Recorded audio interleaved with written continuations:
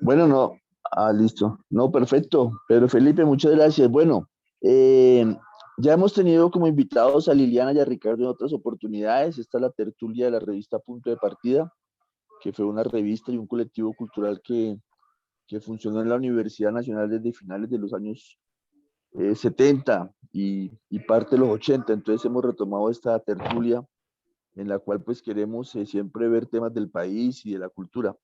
Entonces hoy escogimos el tema de un poco del inicio del gobierno del presidente Petro y lo que significa, los retos que tiene, pero también un poco mirar el equipo de gobierno que ha conformado como una primera reflexión.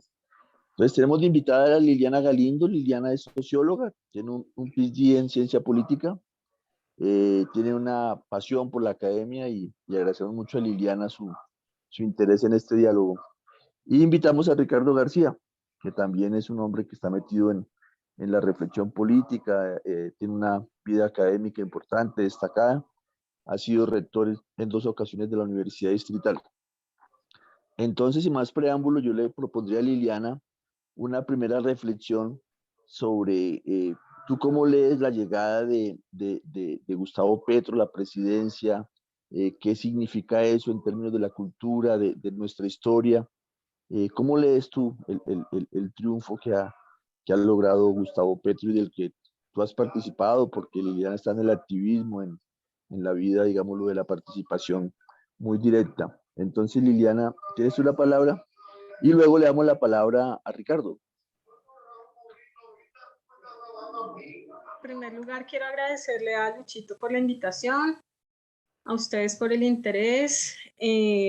Este tema por el cual nos convocan el día de hoy, pues creo que ha sido de reflexión obligada todos estos días, de manera que creo que es mucho lo que podríamos decir y los elementos tal vez que planteemos sean de síntesis, pero me sigue pareciendo muy significativo poder abrir estos espacios de reflexión porque además cada día ocurre algo nuevo y se van sumando elementos distintos digamos, a la lectura que podemos hacer sobre el significado y la importancia de lo que ha pasado en esta coyuntura reciente y de lo que podemos decir en torno a esta eh, victoria del gobierno representado o en cabeza de Gustavo Petro y de Francia Márquez,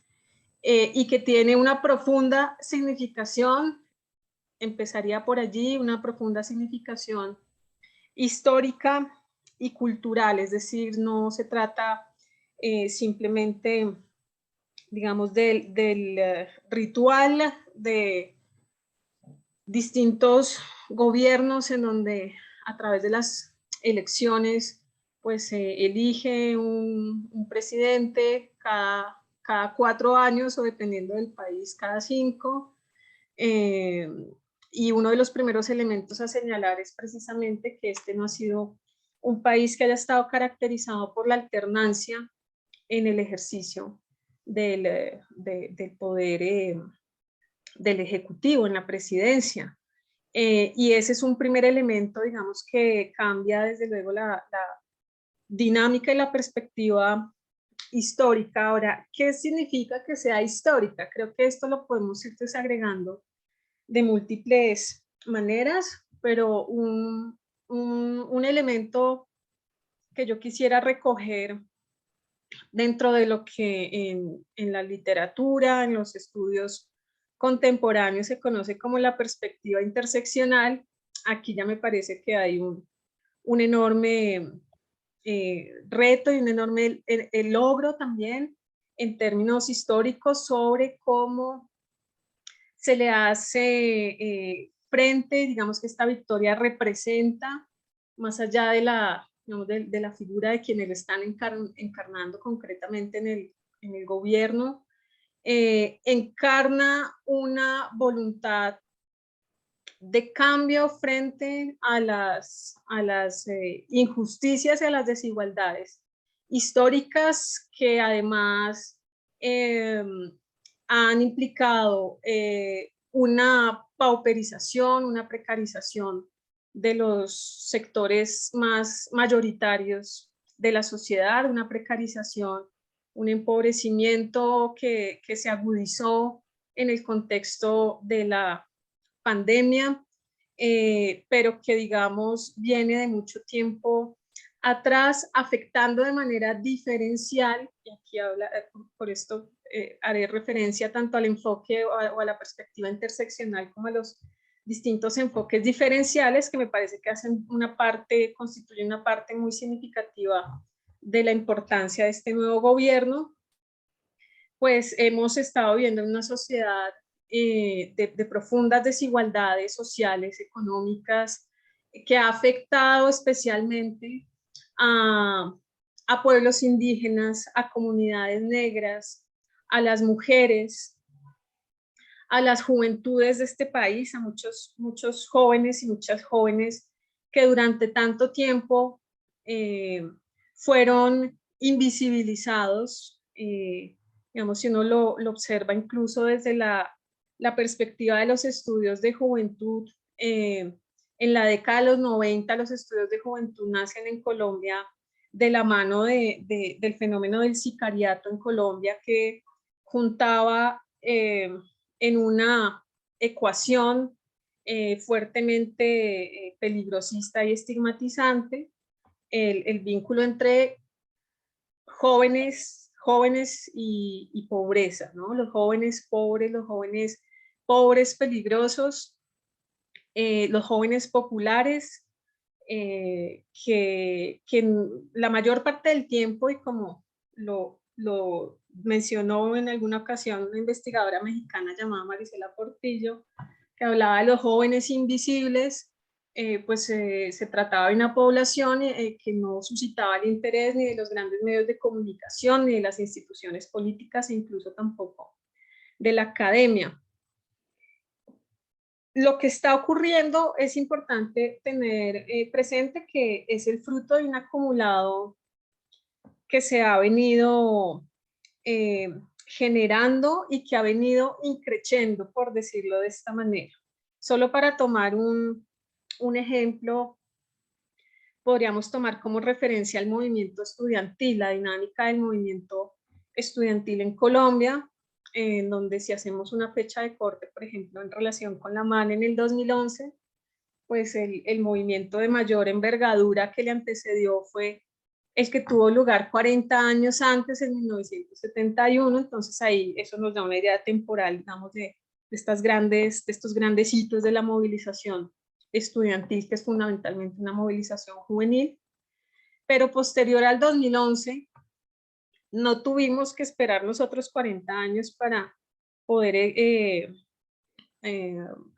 experimentar unos acontecimientos como los que vivimos en el país, de unas grandes movilizaciones estudiantiles, y que podríamos al menos mencionar las de los años 2018, 2019, luego 2020, el famoso 21N, inmemorable 21N, y por supuesto el estallido social o el levantamiento juvenil, como lo llamamos también en el Observatorio de Juventud de la Universidad Nacional, y hace parte de un acumulado, ¿no? Hace parte de un acumulado desde los movimientos sociales. Podríamos hacer un ejercicio similar si nos referimos a otros movimientos sociales y populares relacionados con los pueblos indígenas, con el movimiento feminista o los movimientos feministas, con el movimiento campesino, con los movimientos de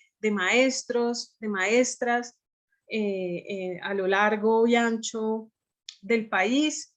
Buena parte de lo que ocurrió en el estallido social fue que se represaron justamente estas demandas de la sociedad, de los distintos sectores, no fueron atendidas, sino fundamentalmente desoídas y reprimidas.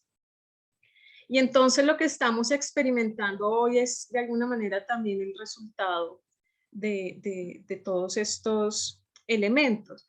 Ahora, de cara a esta coyuntura, ¿qué encontramos? Buena parte del reto, pero que me parece que es un reto que ha venido cobrando forma muy rápidamente en este nuevo gobierno, tiene que ver con lograr ser un nuevo gobierno consecuente con digamos, más allá de que sean promesas sueltas, es con ser coherentes, con concretar, con ir materializando de la mejor manera posible el proyecto político que hizo que el pacto histórico y digamos, la fuerza que se configuró tanto en este acumulado que muy rápidamente intenté recapitular, como entre la coyuntura de la primera y la segunda vuelta, pues que esto pueda traducirse efectivamente en unas transformaciones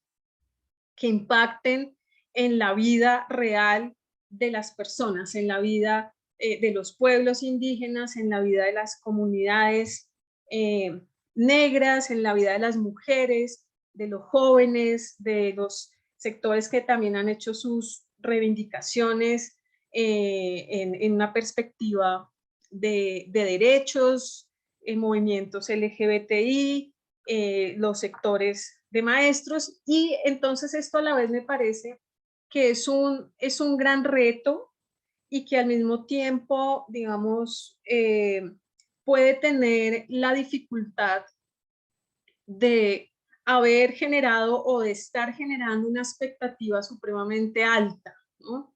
Una expectativa en donde todos estos sectores, y también lo mencionaría de manera especial, entre los jóvenes, la Plaza de Bolívar estuvo llena de personas de todas las edades y con una fuerte presencia joven el día de la posesión presidencial.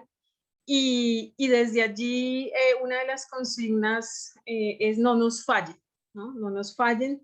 Creo que hay una fuerte voluntad por no fallar, efectivamente, por ser consecuente con este proyecto político. Ahora, en la realidad concreta pueden presentarse factores adversos.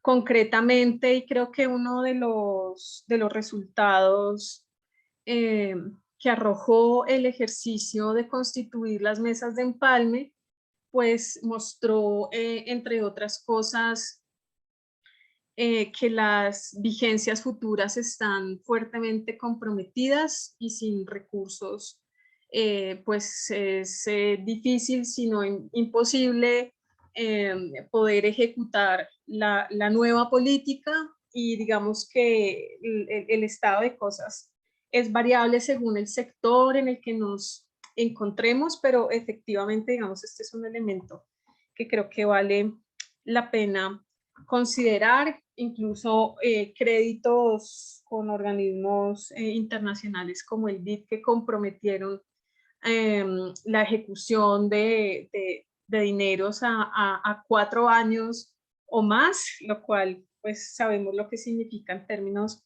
de no poder disponer allí de una ejecución con la perspectiva del nuevo plan de gobierno en muchos casos, sino una ejecución que en parte tendría que responder a la política anterior. Sin embargo, vamos viendo en el camino que justamente dentro de la composición, tanto del gabinete como en direcciones de entidades que son muy importantes para el país, nombramientos como la Embajada de Colombia ante la ONU, el nombramiento en la dirección de la Unidad de Atención a Víctimas, y de hecho lo que fuimos viendo durante el empalme también fue una fuerte y una muy significativa y real presencia de personas que normalmente no veíamos en estos espacios. Es decir, creo que esta dinámica ha sido claramente distinta.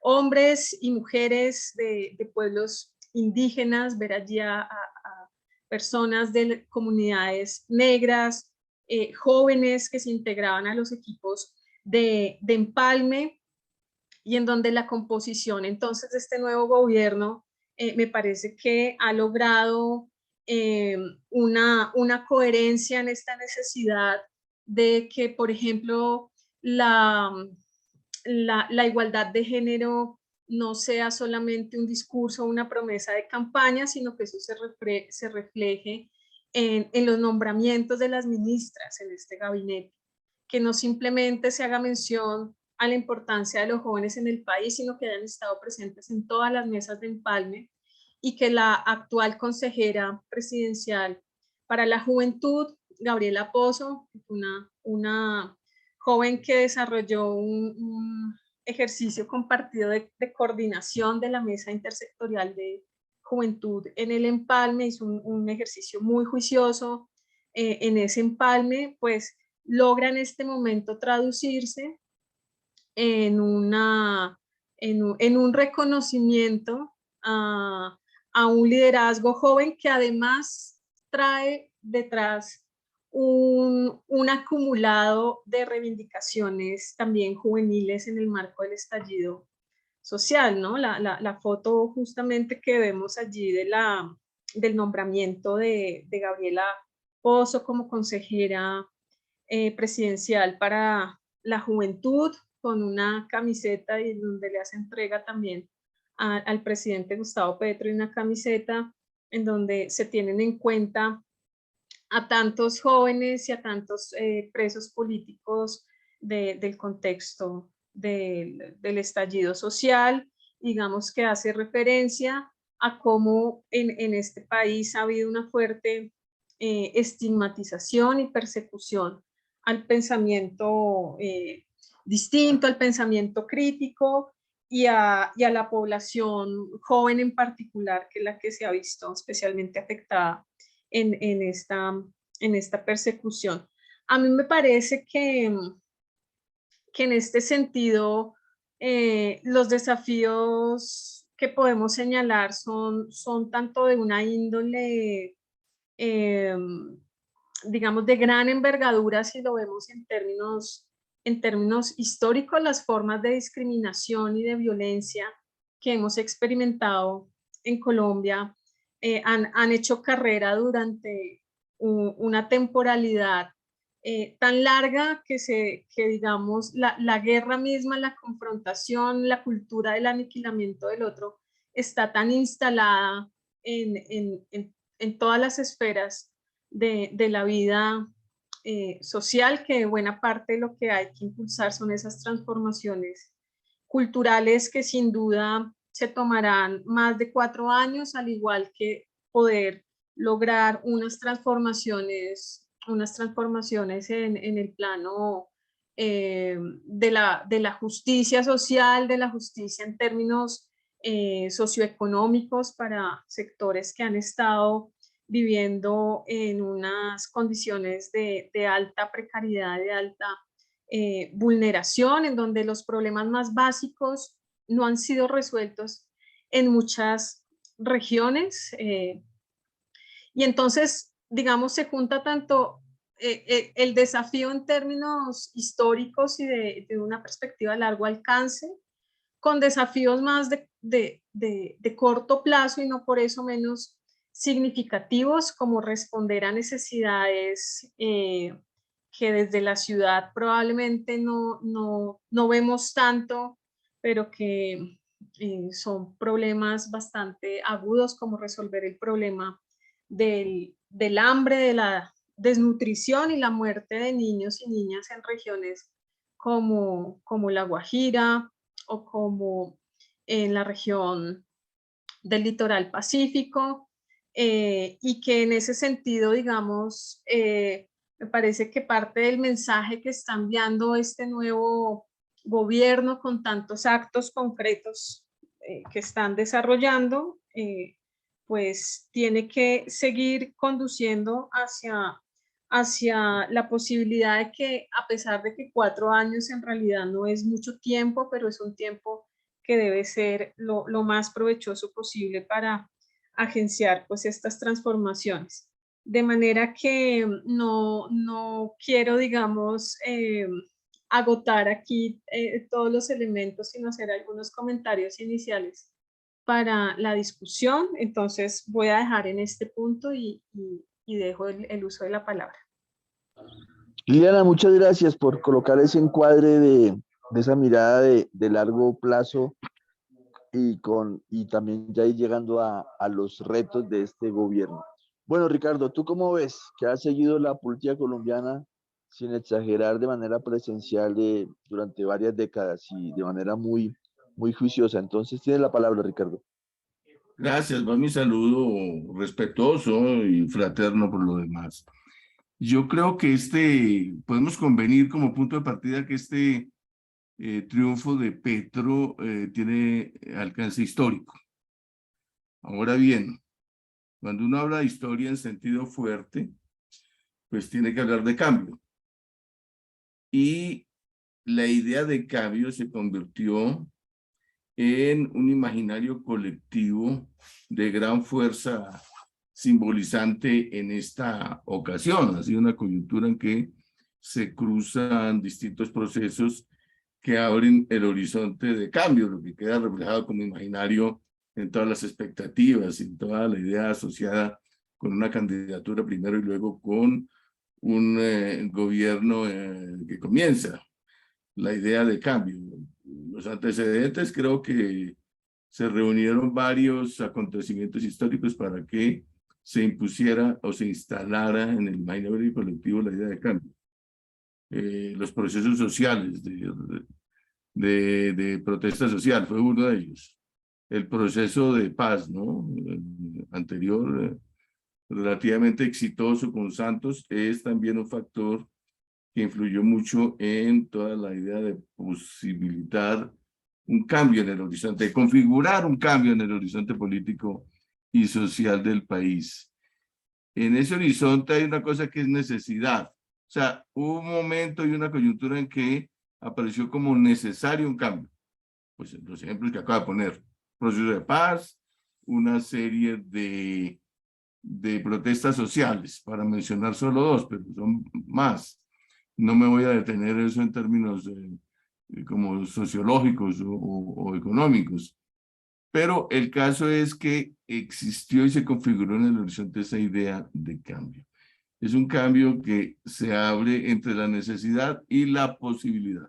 Y ustedes que el presidente entrante en su discurso habló mucho de convertir en realidad la posibilidad de un cambio. Hay un trayecto entre la necesidad del cambio en la sociedad y sus posibilidades.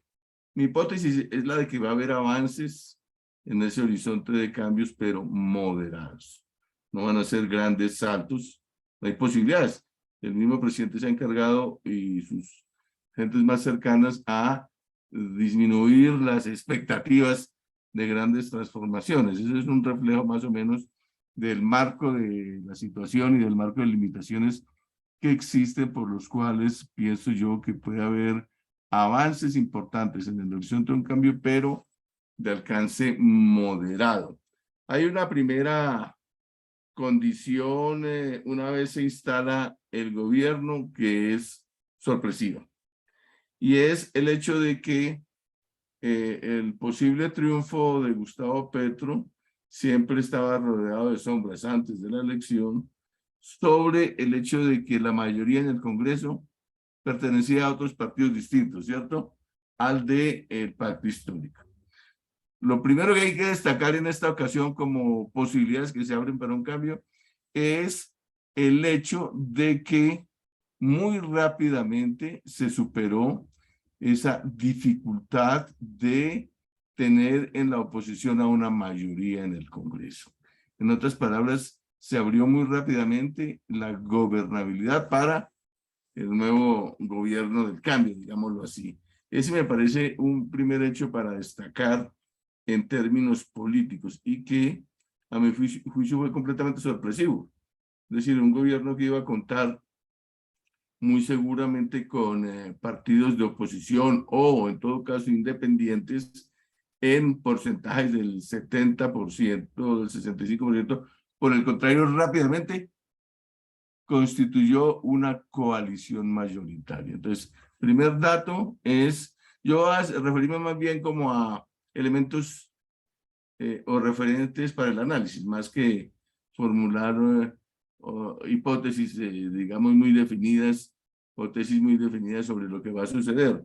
Entonces, un primer elemento es la gobernabilidad que se abrió como posibilidad en un nuevo gobierno de izquierda, hasta el punto de tener más o menos más del 70% de mayoría en el Congreso entre sus aliados. Esto tiene dos elementos: posibilidades de gobernabilidad, porque las decisiones y los cambios tienen que ver con leyes y muy seguramente con actos legislativos o reformas constitucionales. Y eso exige mayorías en el Congreso.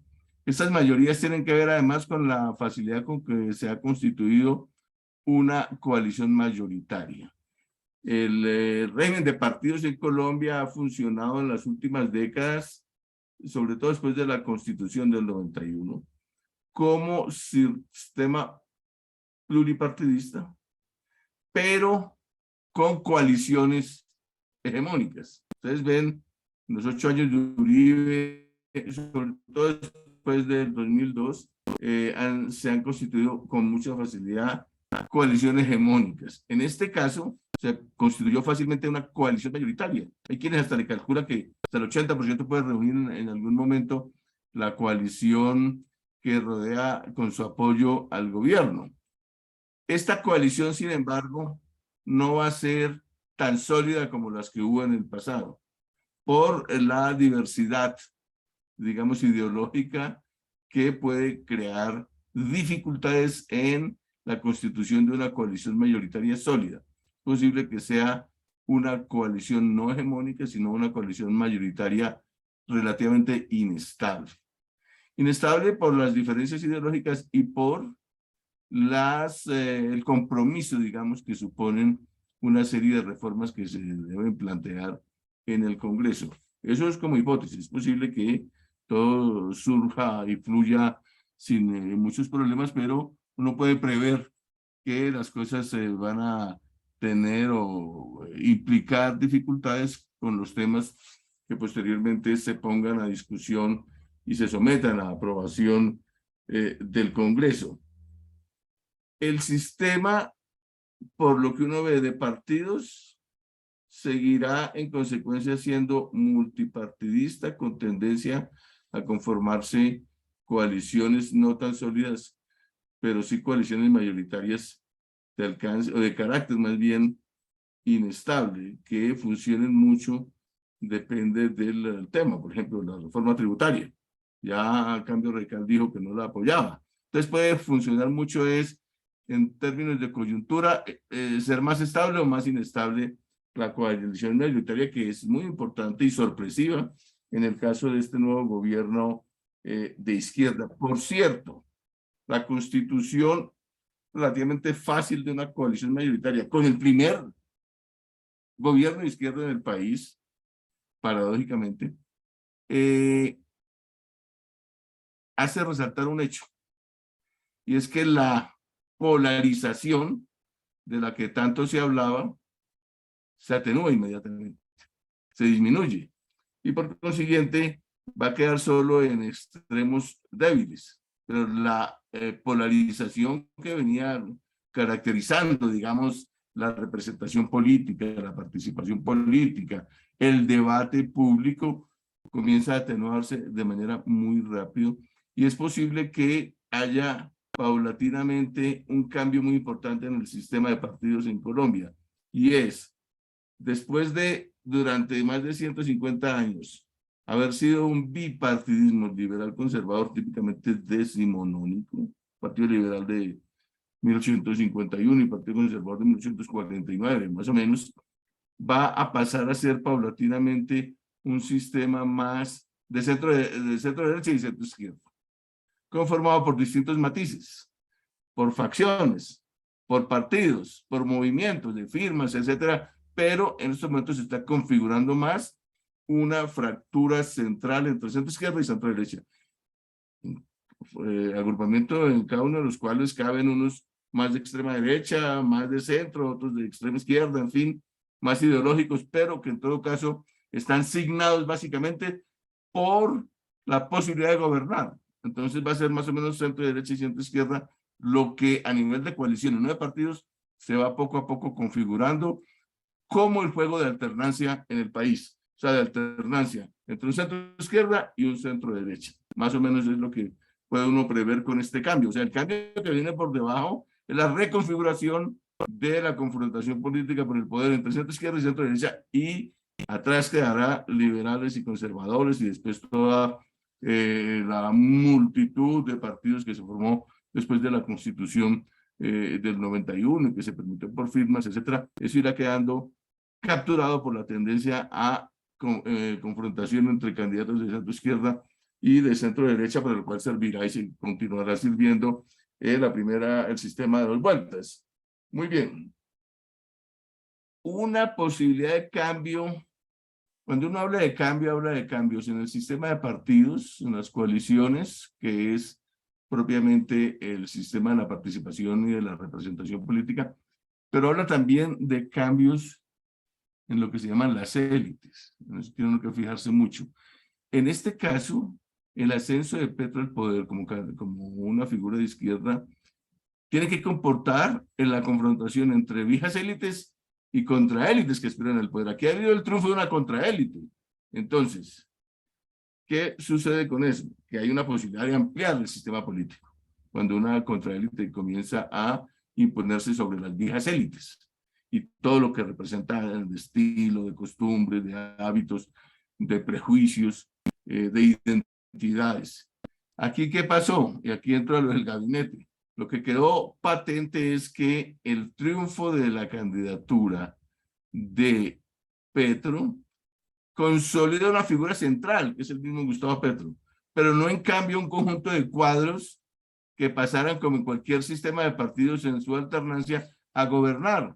Entonces termina gobernando es una especie de, no voy a criticar eso, sino una especie de mixtura entre viejos cuadros que trabajan en el sistema normal de partidos anterior, ministro de Hacienda, ministro de Agricultura, qué sé yo, ministro de Educación, un conjunto de cuadros venidos de, digamos, las fuerzas tradicionales del sistema. Eso no es malo en sí mismo. De hecho, digamos, si una candidatura empieza a recibir apoyos de las fuerzas tradicionales, eso significa la posibilidad de vencer, como sucedió. Ese es el mejor síntoma, cuando se fracturan las élites tradicionales y comienzan a apoyar a una contraélite que viene en ascenso, y efectivamente sucedió, ganó. Ese es un síntoma casi pues, indiscutible. Entonces aquí lo que uno puede ver es que el gabinete refleja, digamos, la todavía inmadurez de un movimiento nuevo que arrastre un conjunto de cuadros bien formados. Los toma en buena parte, no, no todo. Los toma de los partidos y las fuerzas tradicionales con todo un bagaje y toda una experiencia. ¿Cuál es el reto? Que una fuerza nueva, una vez instalada en el gobierno, pues tiene el desafío de formación a través de la experiencia del gobierno de cuadros nuevos. Y en realidad, para que lo digamos de una vez, de un partido nuevo, no pequeño, sino un gran partido. O sea, que toda esa fuerza telúrica de los 11 millones dé para un partido grande, nuevo. Es en los partidos dentro de las democracias donde se forman los cuadros, la experiencia, el liderazgo. Entonces allí hay un tema de liderazgos en los cuales yo veo de entrada en las primeras 3 semanas de Petro una consolidación del liderazgo de Petro. Cada vez se ve mucho más perfilado y con una inteligencia grande sobre cómo conectarse con la opinión y cómo conectarse con las fuerzas políticas y con el pueblo. No veo en cambio todavía que comience a aparecer, eso será seguramente después, toda una fuerza alimentada por cuadros nuevos, formados, etcétera, que son los que en el futuro van a poder constituir, digamos, gobiernos con composición autónoma y no necesariamente con cuadros prestados del sistema tradicional. Esa es una, digamos, consideración que veo de los fenómenos que están surgiendo aquí tan interesantes en los cambios políticos, que no excluye los remanentes de, por ejemplo, las prácticas usuales en el sistema político colombiano. Un ejemplo de lo cual es la elección de contralor. Digamos, se arrastra con una inercia de las prácticas típicas del sistema político colombiano y del sistema de partidos, del sistema institucional. Entidades como la Contraloría, como la Procuraduría y las personerías y contralorías regionales y municipales son un nido de clientelismo. Funcionan sobre la base del clientelismo, porque están justamente elegidas por el Consejo, por la Asamblea, etcétera, por el Congreso. Eso inmediatamente, pues, lo que hay es una reproducción de las prácticas habituales de, digamos, alianzas, intrigas, etcétera. Ahí en el fondo, todos lo sabemos, cada vez que se va a elegir una contraloría, un contralor, lo que hay es una repartija de puestos con los congresistas que votan. Ese es uno de los aspectos, pero es un aspecto, digamos, de clientelismo tremendo, por no hablar de la corrupción que impera en todas estas entidades. ¿Qué sucede allí? Que digamos, la alternancia, la subida, la alternativa, la subida de un nuevo gobierno de izquierda, sin embargo, no puede eliminar inmediatamente eso. Porque no quiero, porque no puede. Está limitado. Ya la dinámica estaba iniciada, ya estaban soltados como los corredores en los últimos 20 kilómetros, y ya estaba todo lo de la elección de contralor. Pero eso no significa que no sea nefasto, no sea clientelista y no esté inmerso en toda esa práctica, digamos, del sistema político colombiano. De manera que desde el punto de vista institucional, todavía esto va a arrastrar con inercias típicamente clientelistas del pasado y lo que son hábitos y prácticas del sistema institucional en Colombia. Hay un tema o un campo que es decisivo en esto para hablar de cambio. O sea, ya tenemos cambio en el sistema de partidos y sus dificultades, en la creación de partidos y sus dificultades, en todo lo que es las inercias institucionales de orden clientelista. Falta lo clave, la piedra de toque de un gobierno que ofrece un cambio, que es la parte económica y social. Digamos, la parte económica en Colombia es cambiar un modelo que está trazado desde hace muchas décadas de crecimiento paulatino de la economía, pero con desigualdad. Digamos, la economía crece aquí en el país en el largo plazo un poco más del 3% del PIB anual. No es una gran cosa impresionante, pero tampoco es tan malo. Digamos, entre el 3 y el 6% siempre está creciendo, pero con enormes desigualdades. El indicador que señala la desigualdad está por encima de la mitad. Está normalmente entre 0,53 o 0,54 del Gini, lo que es un indicador de enorme desigualdad. Ahí puedo más o menos reflejar o expresar con cifras lo que decía la hipótesis, que habrá avances pero moderados. Más o menos cuál es la propuesta o la idea o el objetivo, que el Gini baje de 0,54 que está hoy en día a 0,49. Ahí más o menos está expresado lo que estoy diciendo, o sea, avanzar en la superación de la pobreza y la desigualdad, pero en términos moderados. Digamos, se avanzará, si es que se consigue eso, al 0,49, será una desigualdad todavía muy alta, pero con avances. De eso se trata. Hay en estos momentos un crecimiento económico en el último trimestre de más del 12% y se calcula que en el año en curso será de 6,5 o un poco más de crecimiento del PIB. Eso es una cosa interesante, pero con un desempleo de 2 dígitos y con la persistencia de la pobreza en el 40%. De manera que allí es donde radica el medidor principal si va a haber cambios, no solo simbólicos, no solo de gestos, no solo de lenguaje, sino reales, en la disminución de esa pobreza y sobre todo, como lo dijo Campo, en realidad para no ser demasiado optimistas, no pensemos en una disminución sustancial de la pobreza, pensemos en eliminar la pobreza absoluta, que está en el 12%, un poco más del 12%. algunos la calculan en el 17%. Es eso, es ese punto, es el punto clave, y es donde se va a medir si hay un progreso sustantivo por parte de un gobierno de izquierda o no. La llave allí que se ha establecido, la pieza clave, es la reforma tributaria. Pues la reforma tributaria tiene contradicciones fuertes. Usted hace una reforma tributaria para conseguir recursos y realizar planes sociales, por ejemplo, erradicar el hambre o erradicar la pobreza absoluta, pero una reforma tributaria tiene el inconveniente de que puede lesionar seriamente el ahorro.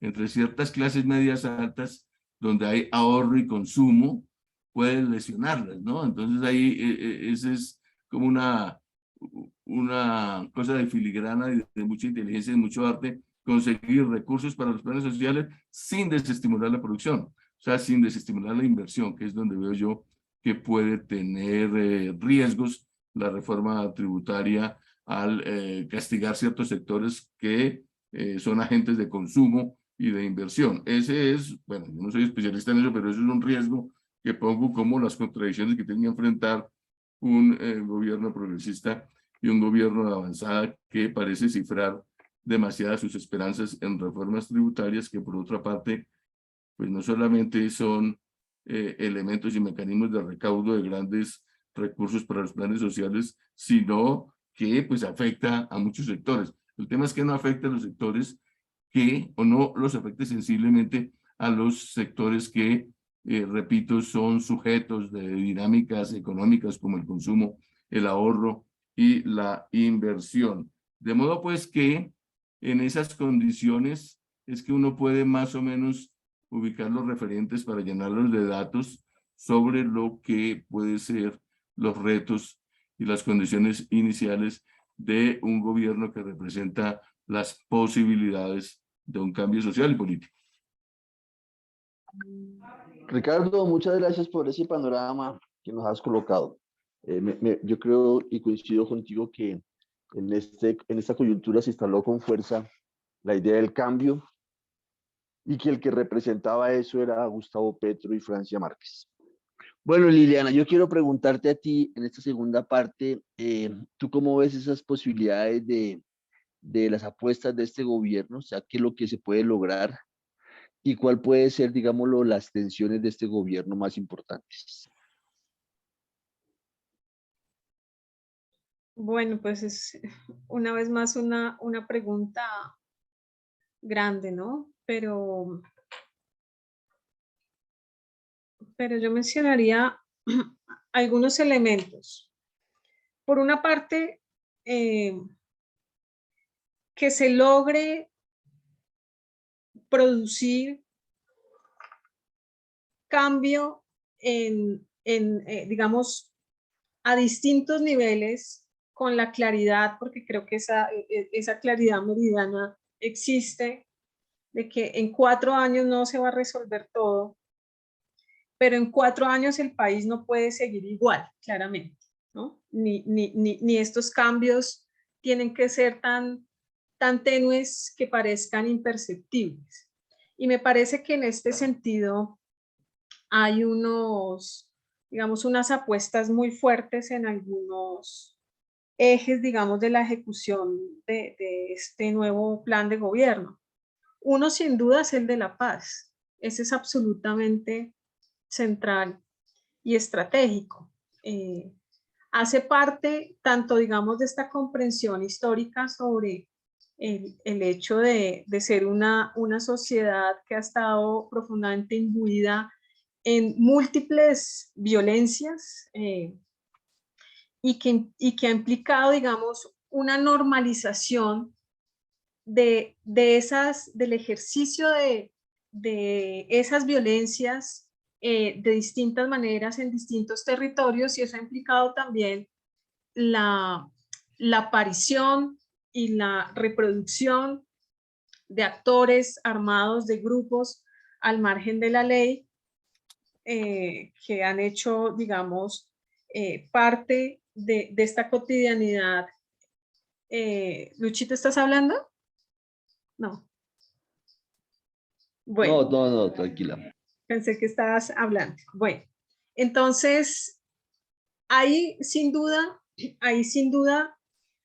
estamos frente a una dimensión en donde creo que de manera obligada va a cambiar la perspectiva de la dinámica social y política que ha tenido el país, porque una de las apuestas centrales de este nuevo gobierno, que sin duda no se va a quedar solo en el papel, es la de desarrollar una política de paz, que es una política, digamos, en donde este término ha sido objeto de la discusión cuando se habla de la paz total, como una perspectiva ambiciosa que ha sido fruto de críticas por lo ambiciosa, pero que al mismo tiempo se plantea como una perspectiva necesaria porque, digamos, las experiencias que ya hemos acumulado en el país, pues han mostrado, digamos, unos aprendizajes, pero también unos límites en términos de lo que implica desarrollar espacios de diálogo y de negociación cuando solamente se desarrollan con un actor en la mesa. De manera que muchas veces ocurre como tapar un hueco mientras se destapa otro, ¿no? Esta perspectiva lo que intenta resolver es precisamente tener un panorama completo de esta cartografía de la guerra y de la violencia en Colombia, en donde no solamente se trata de dialogar con los actores armados y con los grupos que están al margen de la ley, sino, punto muy estratégico y que creo que hace parte de estos cambios, de estos desafíos, la amplia participación de la ciudadanía, la amplia participación de las personas que en sus propios territorios pues puedan ser reconocidos en este escenario de diálogo. Y aquí yo quisiera aprovechar para señalar una resolución que quedó engavetada en el gobierno de Iván Duque, es una resolución de la ONU, la resolución 2250 del año 2015, que es una resolución sobre juventud, seguridad y paz, que es muy significativa porque me parece que justamente en una coyuntura como esta hace parte el compromiso del Estado colombiano de vincular de manera activa la participación de su ciudadanía, pero en particular en este caso también de los jóvenes, para citar esta resolución. La menciono porque, digamos, uno puede hablar de participación por un lado, de paz por el otro, pero en esta coyuntura, en donde en este nuevo plan de gobierno hay una perspectiva que busca ser, digamos, radical en el sentido de ir a las raíces y de abordar de la manera más integradora posible los fenómenos que han sido generadores de la confrontación armada, pero también de las múltiples violencias y vulneraciones que de allí se han producido, pues esto implica también pasar necesariamente por abrir la escucha a los sectores y a las poblaciones que han sido directamente afectadas, y creo que en esto también hemos visto en este contexto unas muestras en estos pocos días, porque han pasado solo 20 días desde la posesión presidencial, pero ya hemos visto también unas muestras muy significativas en relación con ambientar el espacio de diálogo con el ELN, de ambientar, digamos, el enviarle el mensaje a grupos pues en armas, pero también de ambientar un mensaje dirigido de manera más amplia a la sociedad, de hacer, por ejemplo, estos puestos de mando unificado abiertos con con participación ciudadana, y entonces en este sentido pues creo que ese es uno de los puntos clave.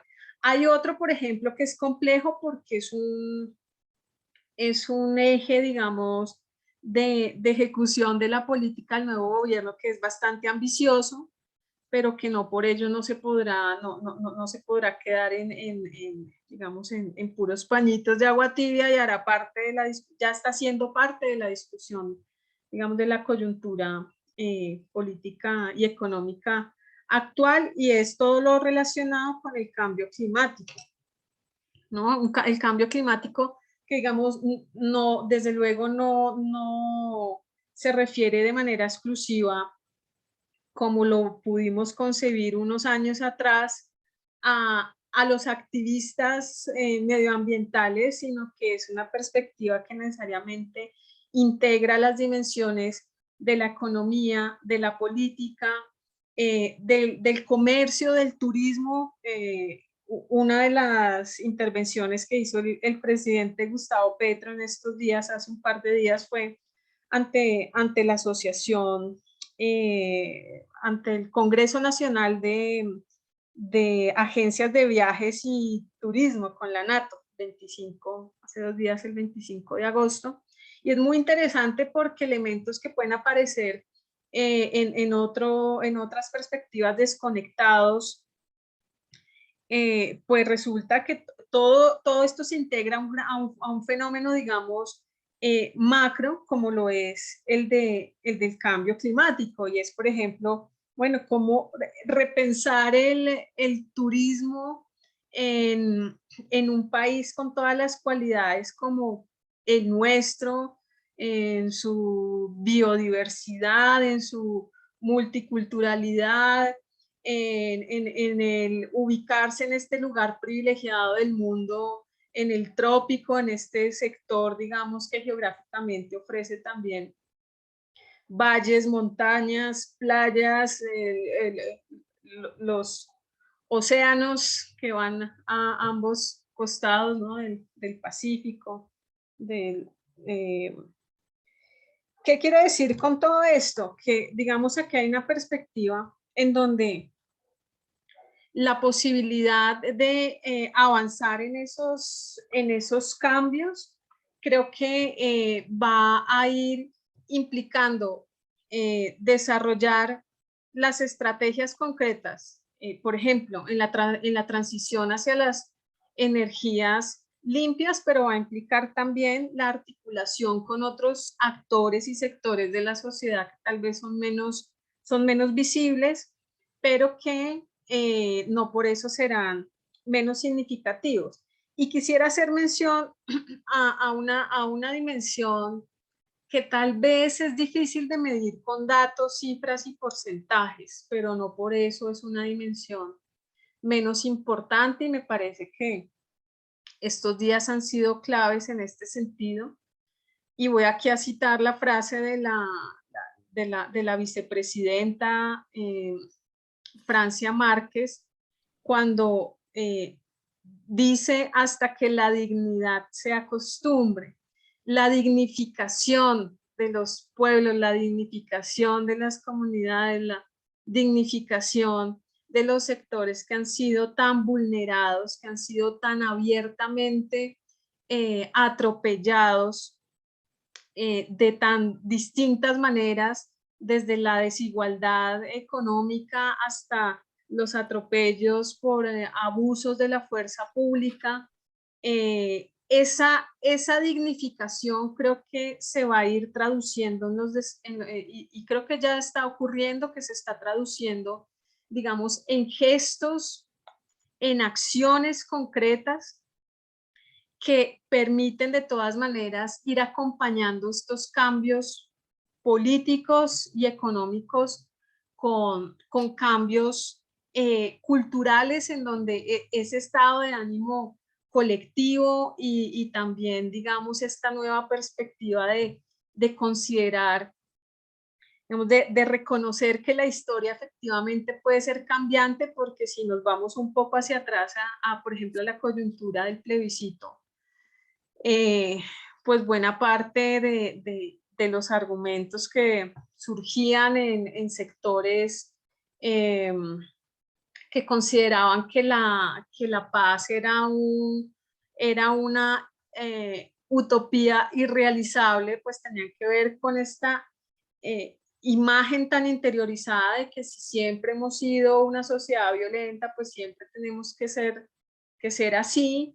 Y claro, ahora como estamos en una perspectiva en donde creo que nuestros referentes se han movido de lugar, lo que quisiera señalar es que esa dignificación y ese ambiente, digamos, de una conciencia colectiva que permite pensar en que esas transformaciones profundas y al mismo tiempo paulatinas de la sociedad pueden darse, pues creo que se pueden traducir en logros también concretos en la ejecución de la política pública del nuevo gobierno.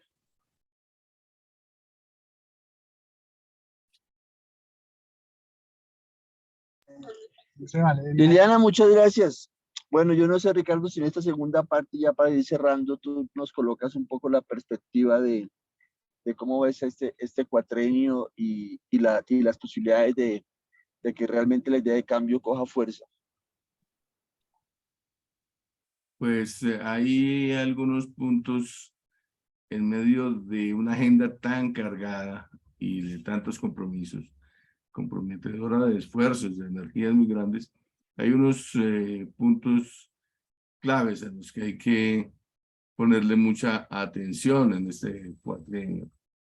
Desde el punto de vista económico, hay que combinar muy bien la aspiración medioambientalista y ecológica, que tiene que ver con una cosa grande, que es la salvación del planeta. Hay que combinarla muy bien con ciertas necesidades de recursos y de crecimiento. Si el gobierno se inspira en la economista esta italiana Mazzucato en el sentido de que hay que producir más, pues hay que manejar muy bien todo lo que tiene que ver con los hidrocarburos. Hay que pasar a una nueva etapa civilizatoria en que no se usen estos combustibles, combustibles fósiles. Pero la realidad es que si se trata de recursos, los hidrocarburos están aportando en estos momentos casi la mitad de los ingresos por exportaciones, el 46%. Lo que tiene que ver con el petróleo y sus derivados y lo que tiene que ver con el gas. De manera pues que todo eso tiene que ser manejado con mucho cuidado y con una inteligencia tal que haciendo la transición hacia la descarbonización, sin embargo, se mantengan y se consoliden y se garanticen los recursos que están llegando por la explotación de los hidrocarburos, la exploración y los hidrocarburos. Hay una cosa de marca mayor, que es consolidar esos recursos, pero al mismo tiempo ir haciendo la transición a la descarbonización. Otro gran tema es que compromete muchas energías y mucha inteligencia de parte de un gobierno alternativo, de un gobierno de izquierda, es la paz, la llamada paz total o la paz integral, que supone un elemento que es un hueso duro de roer, que es la eliminación o la terminación ya no del conflicto con guerrillas, que es muy importante, el conflicto con grupos armados de orientación ideológica, sino con la delincuencia, con el crimen organizado, que constituye, siendo crimen organizado y siendo delincuencia común, un factor muy grande de inestabilidad y de fractura del orden público en el país. Lo que pasa es que eso se soluciona, pero los elementos que lo alimentan se mantienen, que es el narcotráfico y la minería ilegal.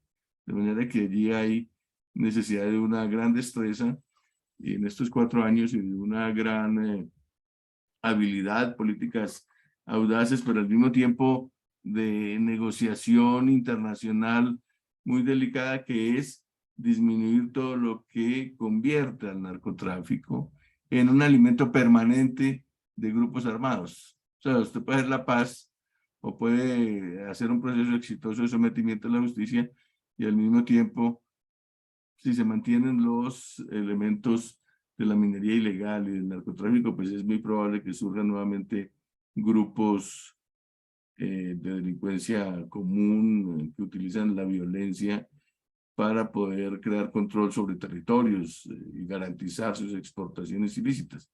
Otro gran tema es el de la reforma rural integral, la reforma agraria. Aquí en este caso, seguramente es un proceso que no va a cumplirse completamente en 4 años, pero sí hay que dejar organizar las bases de un sistema que permita la adquisición de predios para la redistribución de la propiedad rural acompañada de todo lo que sabemos y que hace parte de una reforma agraria moderna, que es vías, crédito, asistencia técnica, facilidades de mercado interior, etcétera. Es cierto que todo lo que tiene que ver con la soberanía alimentaria es todo un problema en Colombia. Eso de importar el 92% del maíz, pues está revelando una debilidad muy grande en la producción interna. Y eso viene asociado con una reforma rural integral, por cierto, consagrada en el acuerdo de paz. ¿Verdad? Que hay allí 3 grandes cosas que si se establecen claramente las bases para que cada una se enrute en un horizonte de transformaciones reales, creo que será un avance importante. Eso es lo que quiero comentar, Lucho. Bueno, Ricardo, muchas gracias. Bueno, yo no sé si de parte de las personas asistentes hay alguna reflexión, alguna pregunta para Liliana y Ricardo. Si hay, por favor, me cuentan, no, no los veo a todos eh, para animar este diálogo en los 15, 20 minuticos que nos quedan para no abusar del tiempo de Ricardo y de Liliana y de todos y de todas. No sé si alguien se anima a alguna Lucho, reflexión, alguna pregunta. Pedro Felipe, por favor. por ahí vi una mano alzada, pero bueno, si me permiten, pues no sé si las reflexiones pues, que quisiera hacer sobre este tema pues conlleven a una pregunta a nuestros 2 contertulios, que a quienes le agradecemos mucho que nos acompañen en la tarde de hoy aquí en Punto de Partida. Yo veo pues en el panorama de este nuevo gobierno 3 elementos importantes que de alguna forma pues, los han tocado, y es, a ver qué pasó, que algo pasó. No, ahí te escuchamos bien, Pedro Felipe, te escuchamos bien. Bueno, entonces, por un lado, pues, observen que Petro, lo primero que hace, pues, al llegar al gobierno, es el tema de la paz. Yo pienso que eso es muy importante, pues, hablar de la paz total.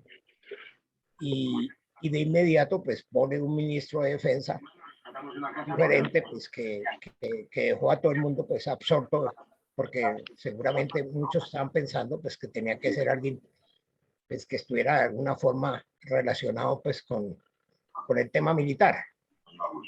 Eso pues ya dio una ruta importante y da ya muestra, digamos, el camino pues, que debe estarse desarrollando en ese sentido. Incluso muy simbólico pues las visitas que ha hecho en estos días a sitios pues, complicados, como podemos ver, pues, incluso lo de ayer del Tarra, que ni siquiera pues nadie se le había podido ocurrir ir a visitar unos sitios tan complicados, sobre todo, pues que son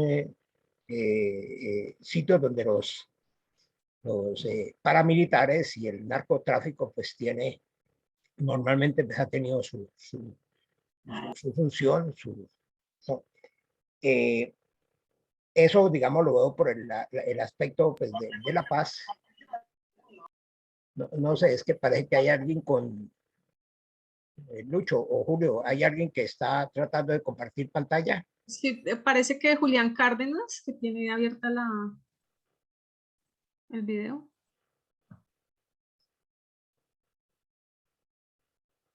Ya lo cerré. Bueno, por otro lado, en el aspecto político, pues yo creo que Petro de alguna forma está tratando de tener un receptor, está tomando, digamos, algunas recetas de teóricos internacionales. Alguien habló, no sé si fue Liliana, de que lo que se pretende es políticamente, pues, llevar a una hegemonía, ¿no? O crear una hegemonía política, que de alguna manera, pues, se hace con la creación del pacto histórico para mantener los programas, que no solamente los programas, pues que los programas definitivamente no se van a desarrollar durante este periodo, sino que los programas pues tienen que desarrollarse a más periodos y por lo tanto debe crearse un frente político que llame a diferentes grupos que no necesariamente tienen que ser de izquierda, tienen que ser pues, de centro, incluso algunos aspectos de la derecha, y es un recetario pues que uno encuentra en personas, por ejemplo, que hemos leído, por ejemplo, en Chantal Mouffe, cuando habla de que la izquierda de tener una forma, digamos, de oponerse al populismo de la derecha y utilizando incluso los mismos métodos hasta cierta medida para tratar de tener una hegemonía y para mantenerse en el poder durante un tiempo importante para poder implementar sus programas de gobierno. Y por otro lado, en el aspecto económico, aquí hablaban precisamente de lo que Petro ha venido hablando últimamente, está hablando pues de la teórica de la Mazzucato, que la Mazzucato pues lo que ha venido diciendo, lo que está diciendo es básicamente que hay que quitarle el poder al sistema financiero, porque el sistema financiero internacional pues ha acabado con la producción y al no haber una producción, pues eso está generando la pobreza más grande y sobre todo en estos países de Latinoamérica. Entonces yo observo, digamos, esos tres elementos importantes en el discurso de Petro durante este tiempo que lleva en el poder, que es muy corto y que de alguna forma, pues, está configurando una nueva forma, un nuevo lenguaje. El hecho, ustedes recuerdan que cuando se posesionó Duque, pues el discurso que nos echó en ese momento el presidente del Senado, pues fue de guerra. En este momento lo que hizo Petro pues fue totalmente diferente, fue llamar a la paz, llamar a todos los grupos, a todos los grupos del país, incluso los grupos económicos. Yo creo que donde él ha estado en estos pocos días, pues ha llamado a la concordia, ha llamado al sistema financiero, ha llamado a los productores a sentarse, ha llamado a la ANDI. Eso es muy importante. O sea, hay un nuevo lenguaje en el país que seguramente nos va a acompañar durante estos 4 años. Entonces, no sé si de eso, pues, derive una pregunta que yo le haría a nuestros dos personas que hemos invitado hoy, pues, desde una perspectiva sociológica y desde una perspectiva política. Gracias, Lucho. Te No, propongo aquí, pero Felipe, que, a ver, Julio, Lucho, te propongo que yo varias preguntas para que esperemos la palabra a Liliana y a Ricardo, dale. porque hay ¿Quién una más? levantada de Francisco Ángel. Gracias, Julio, por ayudarme ahí en la. Francisco, tienes tú la palabra.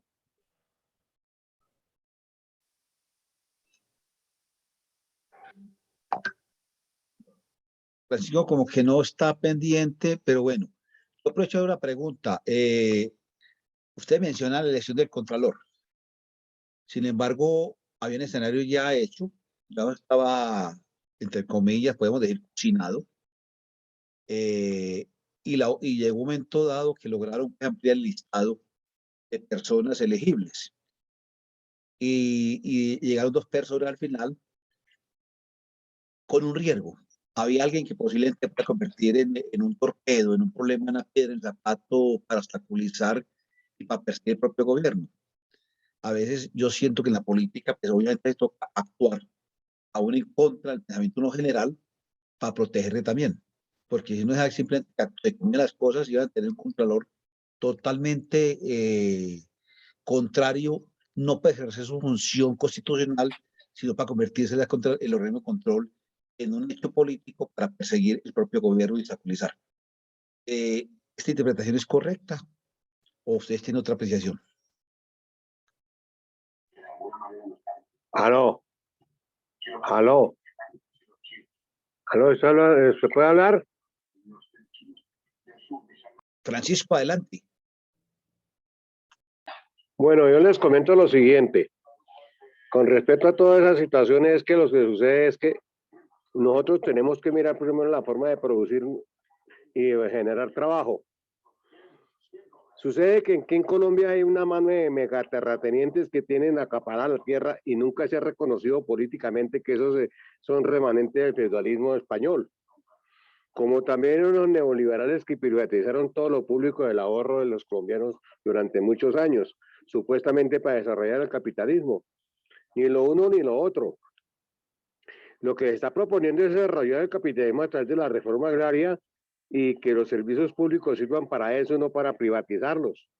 Yo considero que si, por ejemplo, el Partido Comunista y la UP tienen en sus principios liberación nacional y socialismo, es decir, la liberación con los gringos en el imperio estadounidense o imperio gringo, y hacer el socialismo con la clase obrera, de la cual ya no existe en este país porque acabaron con la industria y de manufactura. Lo único que hay es los bancos con relación al capital usura o capital financiero. Tampoco se puede hacer la nueva democracia como dice el Movir, porque de todas maneras aquí tenemos que desarrollar el capitalismo y no es un feudalismo como el de China.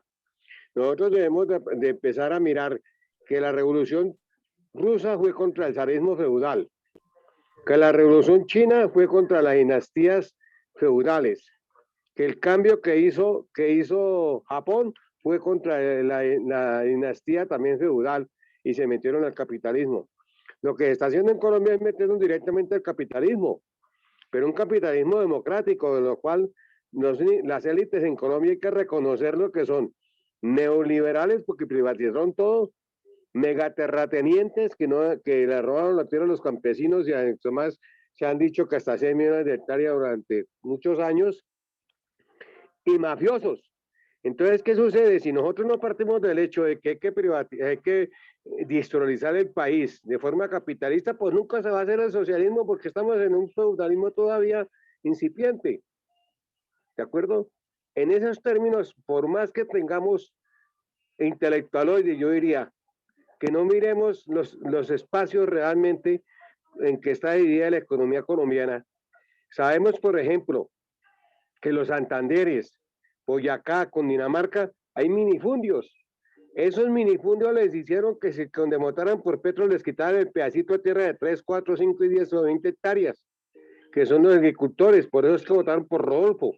Pero los grandes terratenientes de la costa y del Cauca votaron por Petro, porque entendieron que había que hacer la reforma agraria porque el campesino no tiene tierra. Y los minifundios del centro del país votaron por Rodolfo porque, le insisto, les dijeron que se decían a quitar el pedacito a tierra. Entonces, en esa base, si no comprendemos la economía del país, cómo es que se desarrolla, y que los megaterratenientes que han robado la tierra a los campesinos, los neoliberales que han privatizado la poca capitalismo de Estado, por decir algo, que se hizo, porque de todas maneras, si hay un salario es porque es capitalismo, si no, sería feudalismo. El poco capitalismo que se hizo lo privatizaron y lo volvieron como si fueran feudos de familias, por ejemplo, la de la basura en Bogotá, como los ríos, como feudos de familias. Eso hay que estudiarlo muy bien, porque nos matamos la cabeza de cómo hacemos los cambios estructurales en la forma de pensar, en la forma de ideología, y nos estamos matando durante los grandes debates de los tibios que no dan la raíz del problema. Vamos a mirar cuántos terratenientes hay de Cundinamarca que tiene más de 10.000 hectáreas, o cuántos terratenientes hay en Boyacá que tenga más de 10.000 hectáreas, lo que sí existe en la costa. En ese sentido, yo pienso que por más teóricos que sean, por más que tengan pergaminos, nunca van a llegar a la base siempre y cuando no democraticemos la producción. Es decir, crear una clase media en el campo, que eso fue lo que hizo Alberto Carlos Lleras Restrepo, lo que quería hacer Alfonso López Pomarejo, una clase media en el campo que desarrolle el capitalismo, ¿de acuerdo? Y no un mega terrateniente o una clase media que no exista, sin que entrando la tierra sea como un poder económico y no como una herramienta para producir capital. Francisco, muchas gracias. Vamos a leer el tema para que los invitados puedan opinar sobre lo que han Le escuchado. agradezco mucho esta, pero creo que ese es el comienzo. Gracias, muy amables.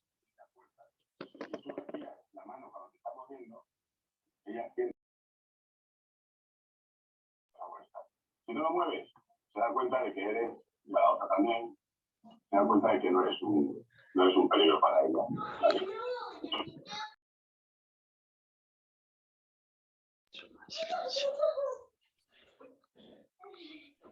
Luis Eduardo, adelante. Dale, bueno, no, yo no sé si con estas últimas reflexiones le damos la palabra a Liliana y por último a Ricardo para despedirnos y agradecerles a todos el interés en este diálogo. Bueno, pues también había unas preguntas aquí por el chat, aunque no podamos responderlas todas, me parecen importantes estas dos preguntas. Una de Víctor Hugo que dice, ¿cómo perciben ustedes que este gobierno podría permear la institucionalidad? Mayormente, alguien tiene abierto el micrófono, se pueden cerrar. Gracias.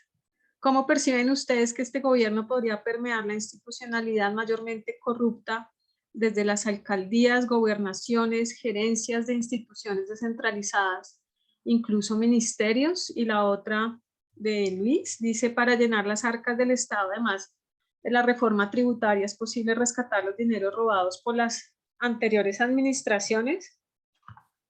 Bueno, yo me quiero referir muy brevemente a algunas de las preguntas, creo que no haré referencia a todas, por ejemplo la del Contralor, ya que nuestro estimado contertulio Ricardo lo mencionó, pues tal vez que tú lo puedas hacer una referencia a este punto. Yo concuerdo con varias afirmaciones de las intervenciones, sin duda estamos ante un nuevo lenguaje, y cuando decimos nuevo lenguaje, incluso yo diría no solo frente a la manera de hablar, sino frente a toda una concatenación de símbolos y de mensajes que están siendo enviados al país de múltiples maneras. Hoy mismo hubo un acto muy importante en la Casa de Nariño para reivindicar la Ley 70 de 1993 sobre las comunidades negras en Colombia, que aunque es del 93, es una ley que en realidad no ha sido reglamentada y que, digamos, tiene todo por hacer. Y desde allí la vicepresidenta le hizo un reconocimiento a algunas personas de la fuerza pública, mujeres negras y hombres negros que estaban allí, que están en altos cargos de la fuerza pública y que van a estar acompañando como decanes al nuevo gobierno. Esto solo para señalar que me parece que también hace parte de todo este conjunto mucho más amplio de lo que significa este nuevo lenguaje. Bien, yo no hice referencia explícita a la reforma agraria porque también de alguna manera creo que cuando hablamos de la paz, ahí ese es uno de los pendientes, ¿no? Es el primer punto del acuerdo de paz que sabemos que, digamos, no hubo una voluntad en el gobierno que salió de hacer una implementación y que ahora, pues de cara a estas nuevas circunstancias, habrá que emprender de una manera seria y decidida y pues tomando en cuenta las nuevas circunstancias que tenemos en el país. Yo creo que el debate sobre lo internacional y los debates económicos son elementos que podrían abordarse con más detalle en en próximos encuentros, porque creo que ya por el tiempo no podríamos decir mayor cosa, pero por ejemplo, el nombramiento de Álvaro Leiva, que es muy significativo, digamos, que conecta con lo internacional, pero que al mismo tiempo trae de manera muy fuerte el sello de la defensa de la paz, implica al mismo tiempo el valor de poder contar con una figura como la de Álvaro Leiva en este compromiso real de agenciar la construcción de paz en Colombia, movilizando también actores, acciones a nivel internacional, pero hay otra serie de desafíos relacionados con el ámbito internacional que es importante atender, como todo lo relacionado con la migración colombiana, con el exilio, con las condiciones incluso del retorno. Yo creo que un indicador de la calidad del estado de la calidad de la democracia tiene que ver con el exilio, ¿no? Este es un país que ha producido exiliados en permanencia, a pesar de estar en un régimen pues que se supone que es democrático, pero desde luego con muchísimas falencias. Ahora, en estas últimas preguntas, a mí me parece que es muy importante que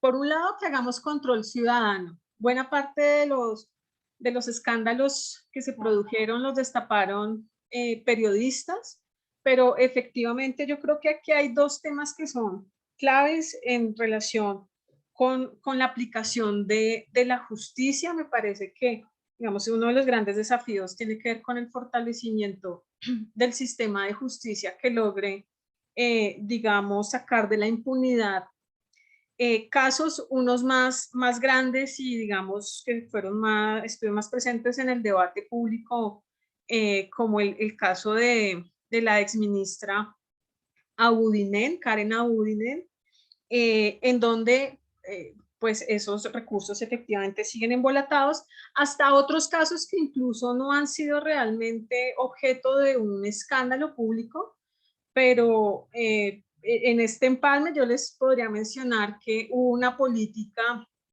que el gobierno de Duque hizo en nombre de las juventudes, con un nombre que tengo que decir que es ofensivo con los jóvenes, porque se llama Sacúdete, es la política.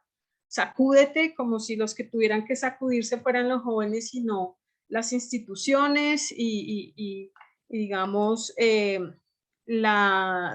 los operadores de las distintas áreas y sectores que deben garantizar los derechos de las juventudes, pero a lo que voy es que bajo esta política así denominada, se construyeron muchos, se llaman así centros Sacúdete, y se comprometieron muchos recursos. Si lo de San Andrés y Providencia generó un escándalo porque se construyeron algunas casas por valores de 600 y 600, casi 700 millones de pesos, pues en este caso identificamos unos centros que son unas infraestructuras que pueden tener 125 metros cuadrados, o sea, unas infraestructuras muy pequeñas por un valor de 8.000 millones de pesos, de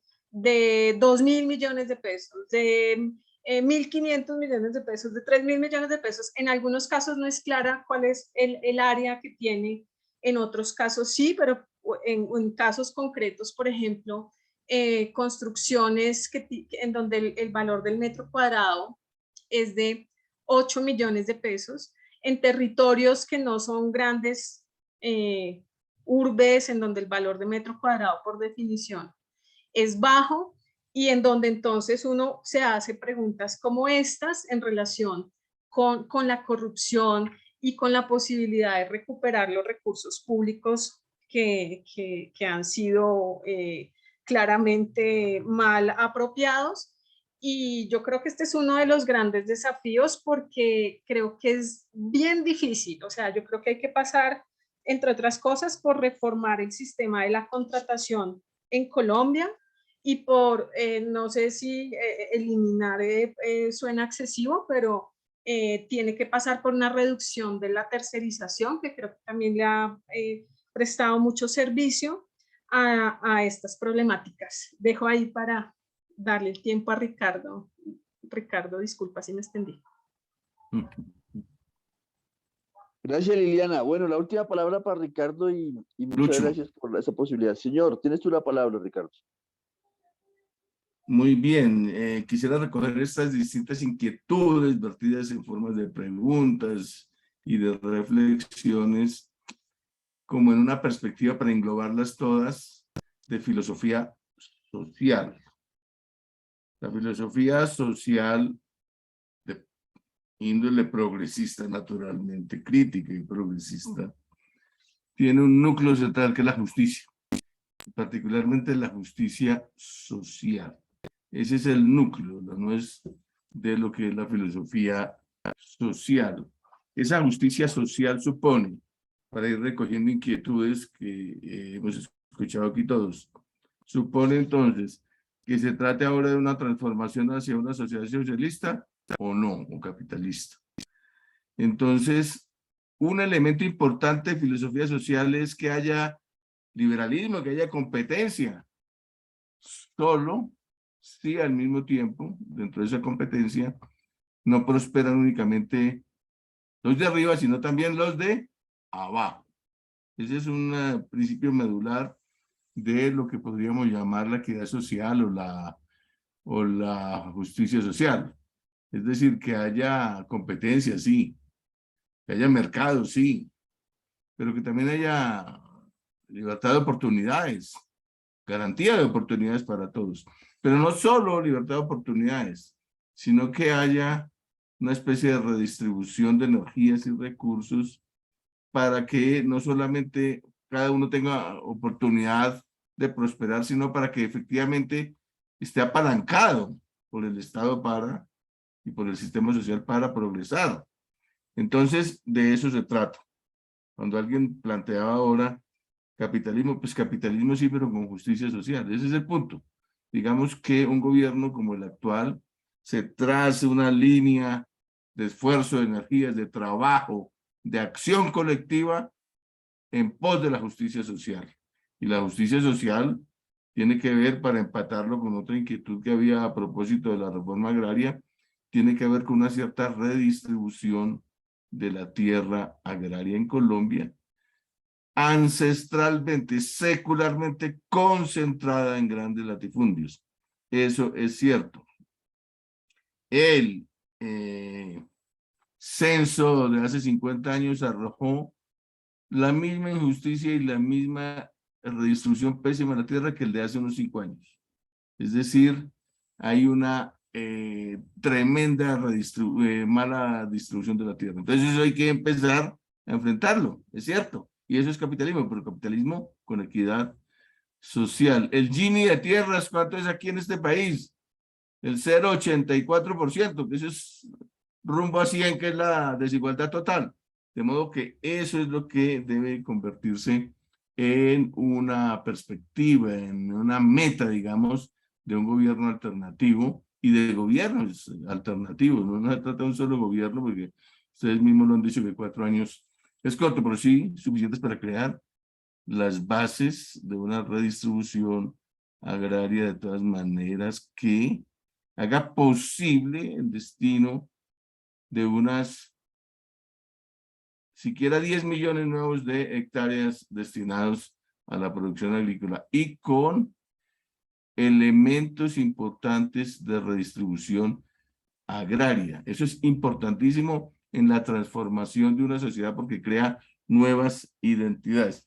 Entonces, para resumir, estoy de acuerdo con eso. Trata de un capitalismo de equidad social, de justicia social. Eso es lo más importante, disminuir la pobreza, eliminar la pobreza absoluta y disminuir la desigualdad social.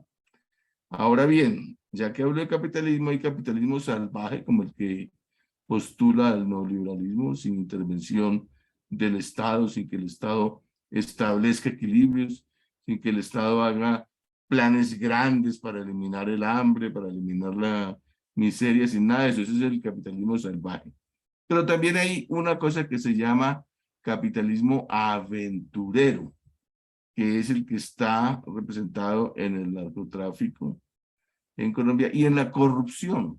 Es el capitalismo donde la ganancia se da no asociada a la producción, no asociada a las distintas formas de producción legal, sino al robo, al saqueo, a la ganancia fácil. Y eso hay que también tenerlo ahí para ir disminuyéndolo de manera que podamos no solamente propiciar un capitalismo de equidad social, sino un capitalismo no aventurero, sino éticamente asociado con el ahorro, la producción, la redistribución, la justicia, etc. Listo, Lucho.